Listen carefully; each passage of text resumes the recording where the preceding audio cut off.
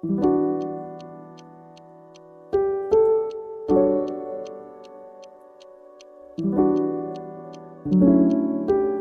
back to the deep dive. I was thinking about how we usually spend our time here. We're usually dissecting these massive, heavy topics. We're looking at the future of AI, or we're digging into lost civilizations, or, I don't know, trying to figure out if the economy is about to implode. Yeah, it's usually pretty serious stuff. We don't tend to do light and fluffy. We don't. And today, I wanted to do something that, on the surface feels lighter. It feels like a break. But the more I read through the stack of research you sent over, the more I realized I was completely wrong about that assumption. I had a feeling you might say that it looks like one thing and then it's something else entirely. Exactly. We are talking about laughter, we're talking about comedy, and the knee-jerk reaction is, oh, great, we're going to talk about entertainment. We're going to talk about the cheap seats. Because that's how we treat comedy, right? Mm. It's the thing you do to blow off steam after you've done the quote-unquote real work. Right. It's seen as the dessert, not the main course. It's frivolous. Yeah. And a skate. It is. But this research, it's arguing something completely different. It's suggesting that comedy isn't just a distraction. It's suggesting that laughter might be this incredibly sophisticated survival mechanism, that it's a form of philosophy, maybe even a weapon. A weapon is a good way to put it. Yeah, a tool, certainly. So that's the mission today. We are going to try and deconstruct the DNA of a laugh. I want to know why we do it. I want to know what's happening in the architecture of our brains when we hear a joke. And I want to understand why, historically, the person telling the joke, the jester, the clown, is often the only person allowed to tell the truth. It's a fascinating inversion, isn't it? We usually think the serious person, the scholar, the priest, holds the truth and the funny person holds the distraction. But the history of human thought suggests it's often the other way around. And the sources we have today are, well, they are eclectic. That is putting it mildly. It's a real grab bag. I mean, just looking at the table here, we have a Cambridge Companion to Ancient Greek Comedy. We have an AP English Literature Analysis of Irony, which, by the way, gave me serious high school flashbacks. It's dense, I know, but it's absolutely essential for the nuts and bolts, the mechanics of it all.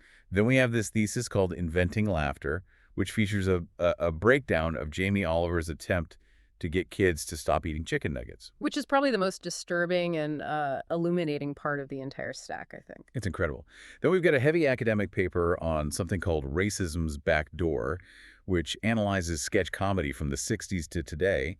We've got a philosophical piece on George Carlin and Hannah Gadsby, and then, weirdly, a blog post about a painting in James Comey's office. It sounds like a total mess, but I promise there's a thread. It all connects. Okay, I trust you. So for you listening, the promise here is that you'll walk away from this understanding why you laugh, how comedians manipulate your brain in a good way, and why a joke might be the most effective way to tell a very, very hard truth. Let's get into it. Okay, so I want to start with the biology, or maybe the engineering of the joke. Section 1. How does it work? Because when you're in a comedy club or you're watching a special, it feels like magic. You just hear words, and then your body convulses. It's a physical seizure, essentially, a voluntary, pleasurable seizure. But that AP Lit source, it breaks it down like a recipe. Yeah. It argues there are specific ingredients that have to be there. And the first one they talk about is incongruity. Right. Incongruity. This is the bedrock. If you don't have this, you don't really have a joke. You might have a story, but not a joke. So define that for me. Because I know what the word means in a dictionary sense, something that doesn't fit. But how does it function inside a joke? Okay, so think of your brain as a prediction machine. It's constantly scanning the world, building models, categorizing things. That's a chair, that's a table, that person is safe. It wants order. It wants everything to fit into its proper box. It wants the world to make sense. Exactly. Incongruity is when you present the brain with two things that absolutely do not belong together, and you force them into the same space. You break the model. It's a glitch in the matrix. It is. The source calls it a disturbance in one's cognitive system. That sounds almost painful, or like an error message. It creates tension. Your brain goes, wait, hold on, error does not compute. Yeah. And the laughter is often the physical release of that cognitive tension. The source uses a really specific visual example to explain this. Imagine a picture. On one side, you have a harmless childhood character, let's say Big Bird. Okay. Soft, safe, yellow. Right, completely non-threatening. Now imagine Big Bird standing next to a violent historical terrorist. or a war criminal. Okay, that's immediately jarring. My brain does not like that. It's jarring, it's uncomfortable, but that friction, that's the incongruity. You have the category of childhood innocence smashing directly into the category of extreme evil. Your brain can't reconcile them, so it stumbles. And in that stumble, you find the humor. They had another example that I thought was even better because it's so mundane. The terrorist in the cubicle. Yes, this is a great example of what they call spatial incongruity. It's about place. So picture a standard office. We're talking gray carpet, fluorescent lights, the low hum of the copier in the corner. It's the most boring, safe, regulated environment on Earth. The banality of evil, but mostly just the banality of the everyday. Right. And then peeking over a cubicle wall, wearing a full ski mask and tactical gear, holding a weapon, is a terrorist. And he's just there. Maybe he's trying to fix the printer jam. He's just there. Maybe he's waiting for a fax or he's microwaving fish in the break room. See, you're laughing already. You can't help it. I am. So why? What's happening? I think it's because the office is so boring. It represents total order. And the terrorist is so extreme, representing total chaos. And putting them together. It makes the terrorist look ridiculous, but it also makes the office look ridiculous. Precisely. You've hit on something really important there. The incongruity doesn't just make you laugh. It changes your perspective on both things. The threat becomes absurd, and the mundane becomes a stage for the absurd. It reshuffles your categories. This leads right into the second ingredient they list, which is surprise. And it feels similar, but the source makes a clear distinction. They're related, for sure. But surprise is about breaking a pattern over time. Incongruity is about things not fitting together in space or concept. Surprise is about a broken expectation. It's about timing. The example they gave that really nailed it for me was the Mars photo. Right. So imagine a high-res photo from the Perseverance rover on Mars. You see the red dust, the alien rocks, the vast emptiness of space. It's awe-inspiring. It's majestic. And then, just on the horizon, you see the Golden Arches, a McDonald's sign. It's funny because you just so completely do not expect it. It's a shock. It's the shock. But, and this is where we get into the more sophisticated layers, it's not just a surprise. It's also satire. Okay, break that down. Because a lot of people think satire just means making fun of politicians. Well, it can be, but it's broader. Satire is using humor, irony, sarcasm, exaggeration to critique a social vice or a kind of human stupidity. The McDonald's on Mars is funny visually, that's the surprise. But intellectually, it's a critique. A critique of what? It's saying corporate capitalism is so dominant, so invasive, it will eventually franchise the entire solar system. The joke is a comment on globalization and consumer culture. So the laugh comes from the surprise, but the aha moment comes from the satire. Yes, that's a perfect way to put it. If it was just a giant rubber duck on Mars, it would be surrealism, it would be weird and funny. But because it's McDonald's, it has a target. It's satire. Okay, now we have to tackle the big one, the one that I feel like everyone misuses, irony. The most abused word in the English language, absolutely. I mean, Alanis Morissette has a lot to answer for, but the source actually breaks this down into 3 distinct types. And honestly, reading this, I realized I've been using the word ironic incorrectly for about 20 years. So help me out here. Let's start with verbal irony. This is the easiest one. Verbal irony is simply saying one thing but meaning the opposite. So sarcasm. Sarcasm is a form of it, yes. Usually a sharper, meaner version of it. But verbal irony can be gentle. If you walk into a room that is an absolute disaster zone, clothes everywhere, and you say, wow, you've really been tidying up. That's verbal irony. Yes. Or the example in the text is someone holding a massive, dense document and saying, I simply can't wait to read this 700-page report on tax law. Meaning, I would rather do literally anything else. Correct. But notice, for that joke to work, the listener has to know the context. They have to understand that nobody wants to read that report. If the listener is a tax lawyer who genuinely loves reports, the joke completely fails. It relies on a shared understanding of the world. Which is why irony is often an in-group humor. It creates a bond between people who get it and excludes those who don't. Okay, so that's verbal. Then there's dramatic irony. Now, I usually associate this with tragedies, like in Shakespeare. It's huge in tragedy, absolutely. Romeo and Juliet is built on it, but it's also the engine of a huge amount of comedy. Dramatic irony is simply when the audience knows something that one or more of the characters do not.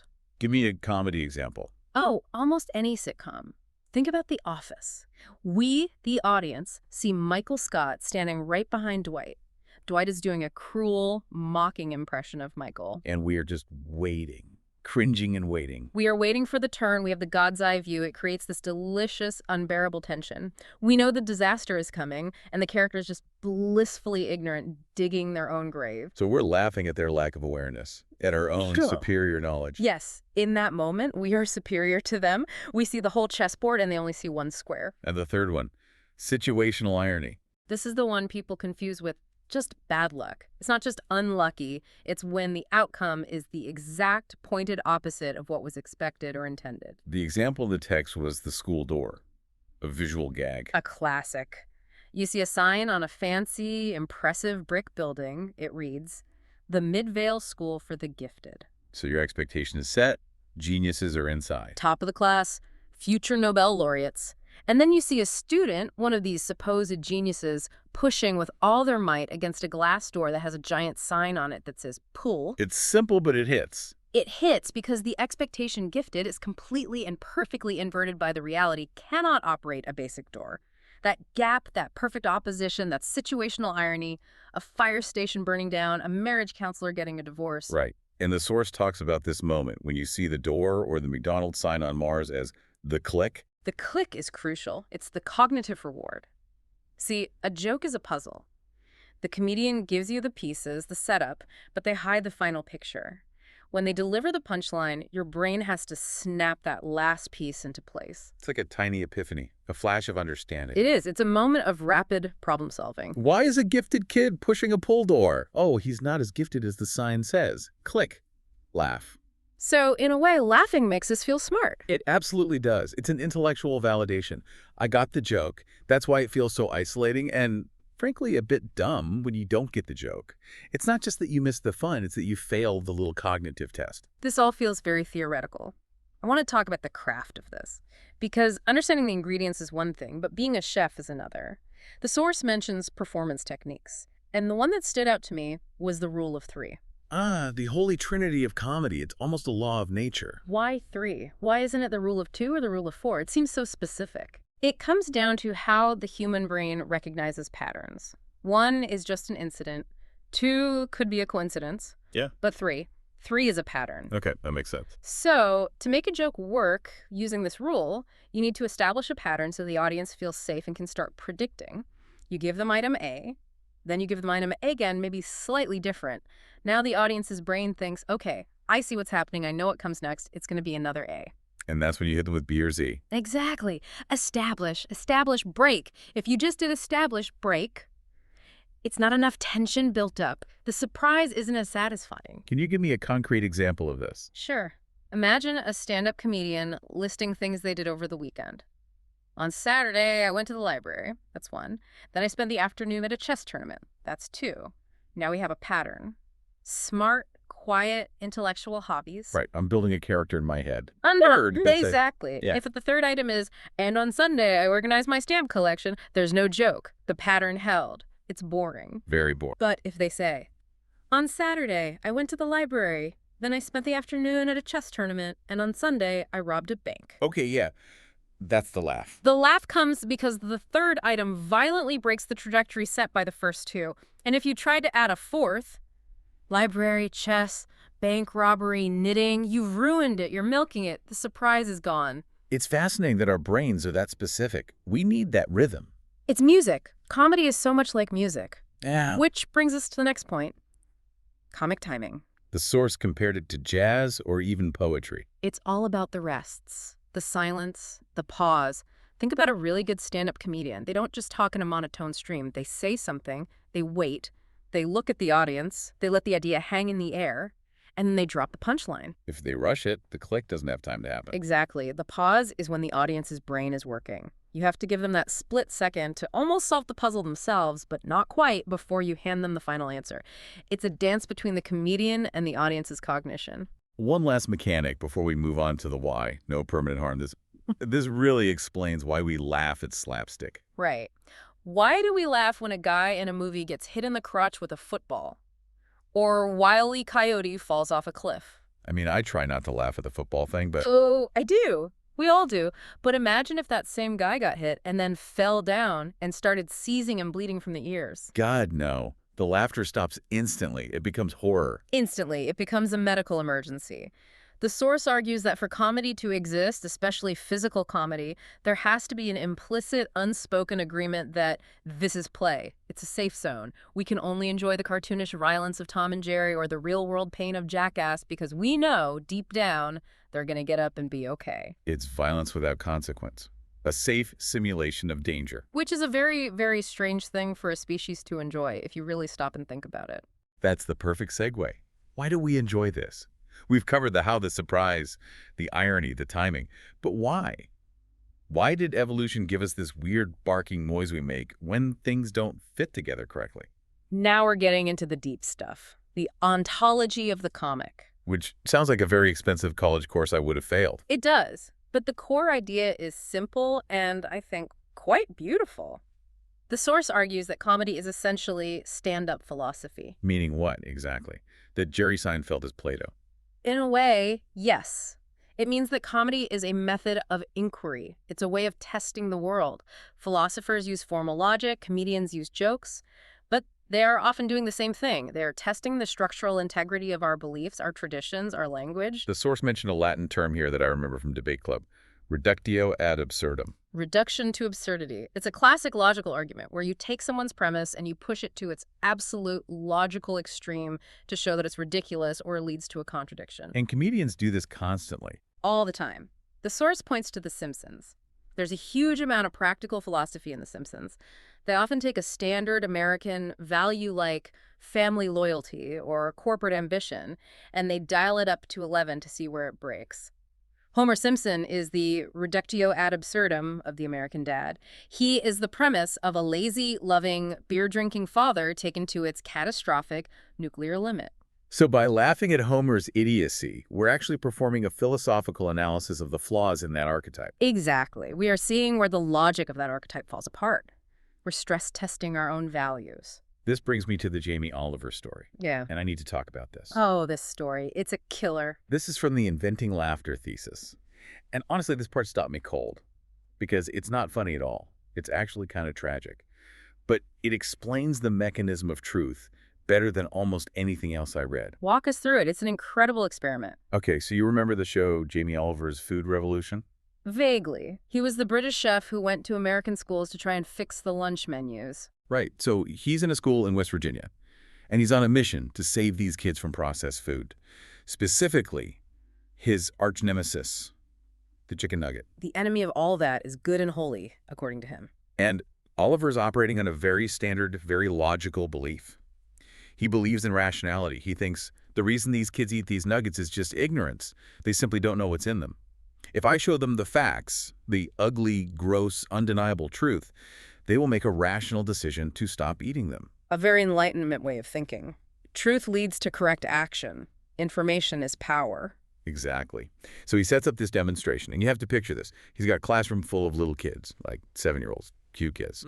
And on the table in front of them, he has a whole chicken carcass. The bones, the rib cage, loose skin, fat, stuff you'd normally throw away. It's already getting gross. He puts it all in a big industrial food processor. He grinds it up into this paste. Then he adds chemical stabilizers and artificial flavorings. And he pulls out this sludge, this pink, vibrating, horrifying paste. The infamous pink slime. It looks like something from a David Cronenberg movie. Yeah. He scoops it up in his bare hands. He forms it into little nugget shapes. He breads it. He fries it.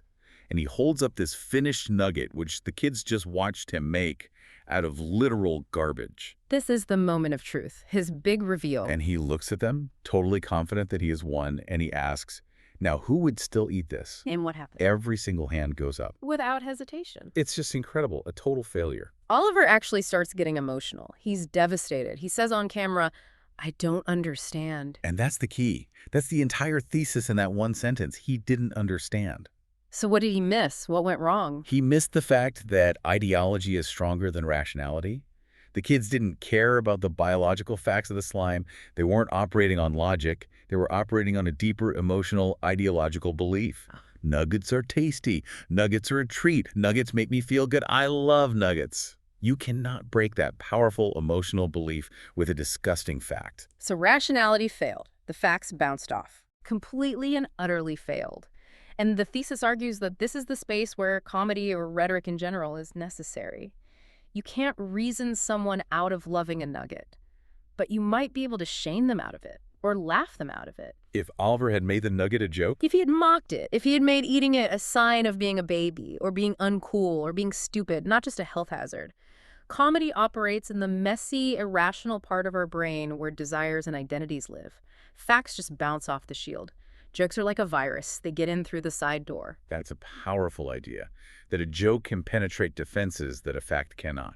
It's why dictators and authoritarians hate comedians more than they hate political opponents. Yeah. You can argue with a dissident. You can throw them in jail. You can't argue with a joke that makes you look small and ridiculous. Laughter is a weapon they can't control. This connects to the psychological theories of why we laugh. The source highlights two big names, Freud and Bergson. The heavy hitters of humor theory. Let's start with Freud, because with Freud, it's always about repression, sex, and aggression. Always, you can bet on it. Freud's theory is sometimes called psychic economy. Which sounds like a bank for your brain. Sort of. He argues that being a civilized human being is exhausting work. We have all these aggressive urges, sexual urges, selfish urges, the id. And we spend a huge amount of psychic energy, mental energy, holding them down, repressing them. Keeping the lid on the chaos. Right. Freud says a joke is a clever bypass. When you tell a dirty joke or a violent joke or a joke that makes fun of an authority figure, you are tricking the sensor in your brain, the superito. You're letting a little bit of that repressed steam escape in a socially acceptable way. So the laugh is the sound of that steam escaping. It's relief. It's pure relief. It's the sound of the pressure valve opening for a split second. We save all that energy we would have used for repression, and it comes out as a laugh. That's why taboo jokes about sex, death, authority are often the most powerful. We're all exhausted from being good all the time. Then there's Henri Bergson, and his theory is totally different. The phrasing is beautiful, the mechanical encrusted upon the living. It's the most poetic definition of comedy I've ever heard. It's brilliant. So what does it actually mean? Bergson says that the essence of life, of being human, is to be fluid, adaptable, graceful, alive, constantly changing and responding to the world. Okay, that makes sense. We laugh, he says, when we see a human being acting like a machine, when someone is rigid, when they are repetitive, when they are clumsy and automated, when their body keeps going, when their mind is checked out. Like the classic slipping on a banana peel. That's the perfect example. A fluid, living human would see the peel and adapt. They'd step over it. The mechanical human keeps walking in a rigid straight line and falls. Gravity takes over. Their humanity fails for a second, and they become a simple object obeying the laws of physics. We laugh because their aliveness has been briefly encrusted with the mechanical. And Bergson thinks this laughter has a social purpose. It's not just for fun. Yes, very much so. He calls laughter a social corrective, a gesture. We laugh to shame that person back into being alert and flexible. We are saying, wake up, stop acting like a robot, pay attention to the world around you. So laughter is a punishment, a mild one. A mild one, yeah. Oh. It's society's way of pruning antisocial or inefficient behavior. If you act weird or rigid or out of step, we laugh at you until you rejoin the fluid dance of social life. Kind of dark when you put it that way. It is a bit, but it's about maintaining social cohesion. This idea of the corrective nature of comedy leads us perfectly into Section 3. Because if comedy can correct an individual's behavior, it can also be used to try and correct society itself. It can be a form of resistance. This is where we move from the playground to the protest, from the banana peel to the revolution. The source brings in Hegel here with this very dense phrase, the materialism of the spirit. Now, I'm going to need you to unpack that because Hegel is notoriously impossible to read. I will do my best to keep it simple. So Hegel talks about universals. These are the big abstract concepts that feel like they rule our lives from above. The state, the church, the law, morality, God. The things that feel untouchable and permanent. Right. They feel like they exist up in the clouds. They are serious and heavy and demand our respect. Hegel argues that the function of comedy is to drag these universals down into the mud. It makes them concrete. It gives them body. Yes, exactly. When you make a joke about the king being fat or the pope losing his hat in the wind, you are stripping away the divine aura. You are showing that the universal, the idea of kingship or the papacy, is actually embodied in a person. A flawed, physical, clumsy person. It humbles the gods by showing they have bodies. It reminds us that the most powerful authority figures still have to go to the bathroom. And that simple physical fact is a revolutionary act. It says, you are not a god. You are one of us. The source then introduces this other term, Heteroglossia. This comes from a theorist named Bakhtin. Which literally means different tongues or different voices. And why does this matter for comedy? Think about a sermon in a church or a presidential address. That is what Bakhtin would call monologic. One voice, one truth, one perspective. I'm telling you how the world is. Right. No interruption is allowed. It's a one-way street. But comedy, especially things like sketch comedy or a satirical novel, is dialogic or polyphonic. It allows multiple voices, multiple worldviews, multiple languages to crash into each other within the same space. And this lets the marginalized voices in. That's the key. The source talks about the subaltern, people who are usually silenced by the dominant culture. Comedy allows them to sneak their voice, their perspective into the main conversation. It's like a Trojan horse. You can say things in a joke, in the voice of the character, that would get you arrested or fired if you said them in a serious speech. And the source connects this to a very modern idea: liquid racism. This is a really important concept for understanding today. Old school racism was solid. It was a law. You can't sit here. You can't vote. It was explicit and undeniable. Hard laws. Jim Crow. Liquid racism is different. It's fluid. It's deniable. It's a subtle look. It's a tone of voice. It's a bias coded into an algorithm. It shifts its shape. It's slippery and hard to pin down. And the argument is that comedy, being so flexible itself, is one of the few tools that can actually catch it. Exactly. You can't write a law against a patronizing tone of voice, but you can write a brilliant sketch about it. You can mimic it. You can exaggerate it. You can expose its absurdity. Comedy can capture the liquid and make it solid for a moment so we can all see it.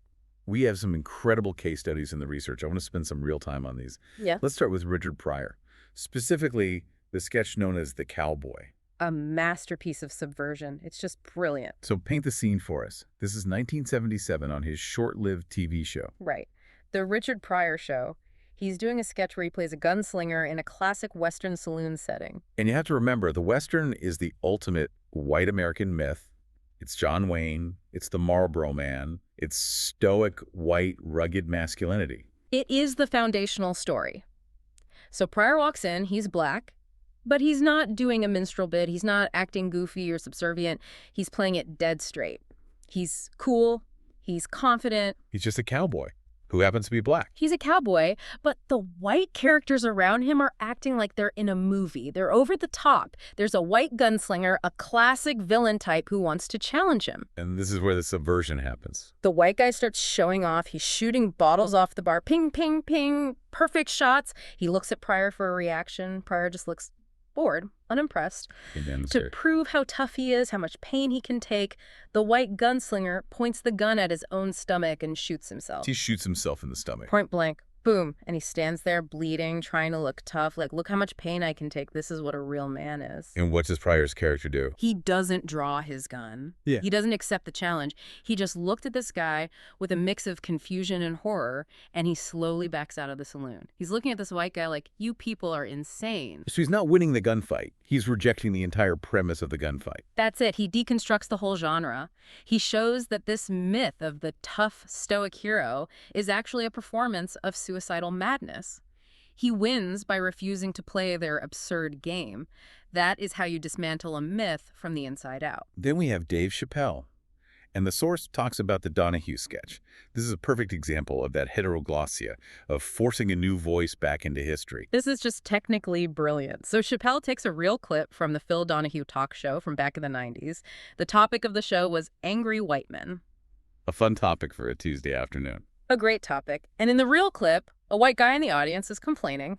He stands up and says he's tired of affirmative action. And his exact words are, I don't like being forced to do things. And Chappelle, in the sketch, edits himself into this old video. He basically travels back in time. He plays the clip, and he pauses the tape right after the guy says forced. And Chappelle, sitting there watching the tape, looks at the camera and says, forced, like slavery force. Oh, wow. That's a sledgehammer. It's an absolute sledgehammer. In that one line, he takes a modern complaint about inconvenience and he smashes it against the historical reality of chattel slavery.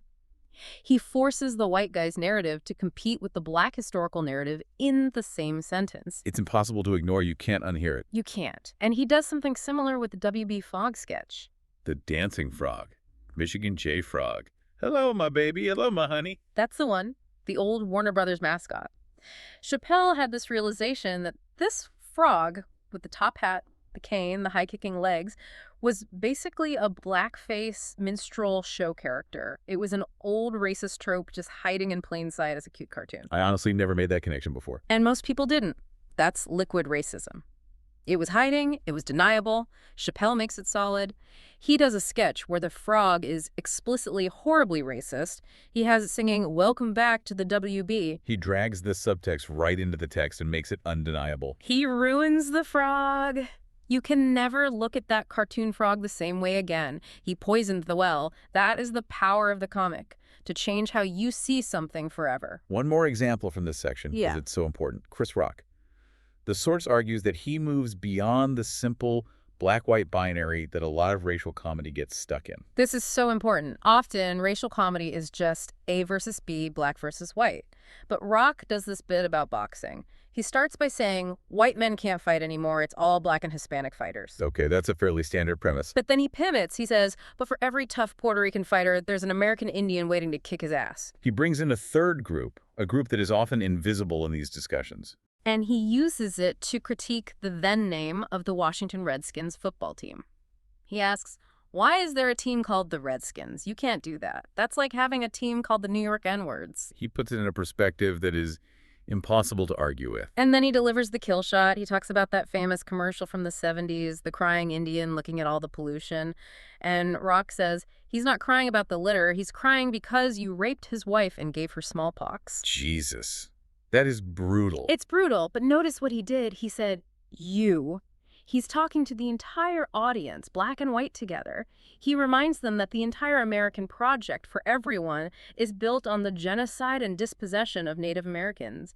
He implicates everyone in the room. It's not just white people are bad, it's we are all living on a graveyard. That's a heavy, heavy truth to deliver in a comedy special. It is, but because it's a joke, we listen, we let it in. If a history professor said it, half the room would tune out. And finally, from this section, Moms Mabley, we can't forget her. The source talks about how she re-articulates the everyday unfairness, the classroom joke. Moms Mabley was doing this way back in the 60s, a true pioneer. She tells a joke about a classroom in the segregated South. The teacher asks one of the white students to spell cat. C-A-T, easy. She asks another white kid to spell rat. R-A-T, also easy. Then she turns to the little black kid in the corner and says with a sweet smile, now you spell chrysanthemum. It's the ultimate rigged game right there in one word. It is. But when Mabley tells it and the largely black audience laughs, they aren't laughing at the kid. They are laughing in recognition at the sheer audacity of the racism. They are validating a shared truth. Yes, the game is rigged. We see it. We know it. And for a moment, we can laugh at it together instead of crying about it alone. It's validation through humor. It's a moment of collective power. Okay, Session 4. We've talked about the mechanics and the politics, but I want to talk about the craft, the work, because getting to the level of a Pryor or a Carlin or a Mabley takes more than just being naturally funny. Oh, it takes an obsessive level of work. It is a true craft. Let's do a quick history lesson. When did this become a job, a profession? Well, the source takes us all the way back to ancient Egypt around 1900 BC. They found papyrus with the first recorded jokes. Let me guess. Jokes about taxes. Or mothers-in-law. Sex. And jokes about high-ranking officials acting stupid. Some things are truly universal. Then we have ancient Greece.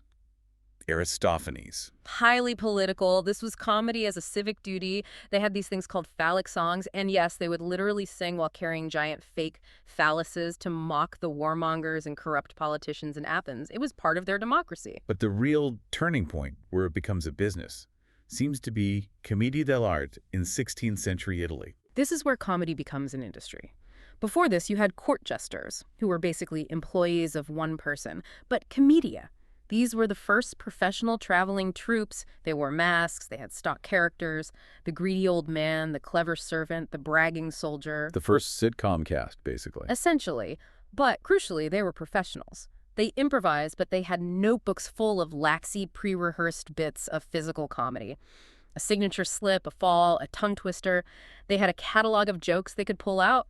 This was the birth of the gig economy for comedians. So let's fast forward to the modern era. And the case study here is George Carlin, The source describes him not as just a funny guy, but as a writer who performed. Carlin changed the game regarding discipline. He treated it like a science. He didn't just go on stage and riff and hope for the best. He was an archivist of ideas. The famous filing system. He had thousands of scraps of paper, napkins, receipts, anything. And he had files for everything. The way we talk, politicians, God, food, things that are bullshit. If he had a fleeting thought about a bagel, it went into the food file. And he would build these routines meticulously, piece by piece, like he was building a car. He was a technician, a wordsmith. He would rewrite a single sentence, a single phrase, 20 times to get the rhythm just right. He treated the English language like a musical instrument. He once said, "I am a conceited artist," and he meant it. He saw himself on a journey, like a great cellist, constantly refining his craft. And now we are in what some people are calling the era of post-comedy.